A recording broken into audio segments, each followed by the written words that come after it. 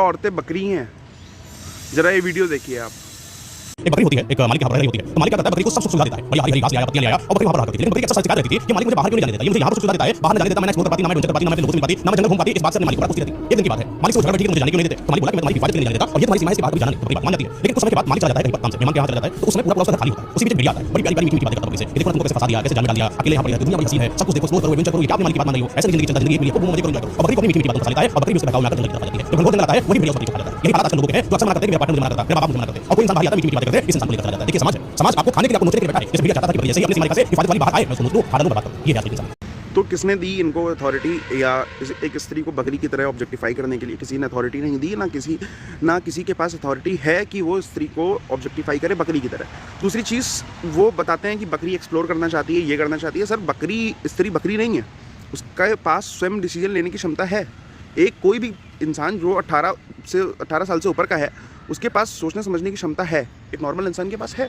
वो अपना डिसीजन ले सकता है, वो एक्सप्लोर कर सकता है। एक्सप्लोर करना कहीं किसी किताब में नहीं लिखा हुआ है कि आदमियों के पास राइट है किसी भी स्त्री को खूंटे में, आप जिस तरीके से बता रहे हैं खूंटे में बंधा रहना चाहिए स्त्री को, ये बहुत ही बेकार सोच है। इस सोच से लड़कियां भी बचें, और इवन दो सभी को बचना चाहिए। ऐसे लोगों से दूर रहें, ऐसे इन्फ्लुएंसर से दूर रहें। इनके 10.2 मिलियन फॉलोअर्स हैं, तो ऐसे लोगों से फिलहाल दूर रहें, और इस सोच को नकारें कि किसी भी मेल के पास अथॉरिटी होती है कि वो स्त्री को एक्सप्लोर करने देगा कि नहीं देगा। It's 2026, everyone has the right कि कोई भी इंसान चाहे तो वो अपने हिसाब से एक्सप्लोर कर सकता है। और जहाँ तक बात रही सेफ्टी की, भेड़िया तो सर बचा भी हम ही रहे हैं, हनन भी हम ही करें, ये कहाँ का राइट है? ये मतलब कहाँ का न्याय है कि आप बाहर किससे बचा रहे हैं? बाहर मर्द से बचा रहे हैं, और हर मर्द हर अपने घर की स्त्रियों को बाहर के मर्दों से बचा रहा है। तो ध्यान तो मर्दों को देना चाहिए ना।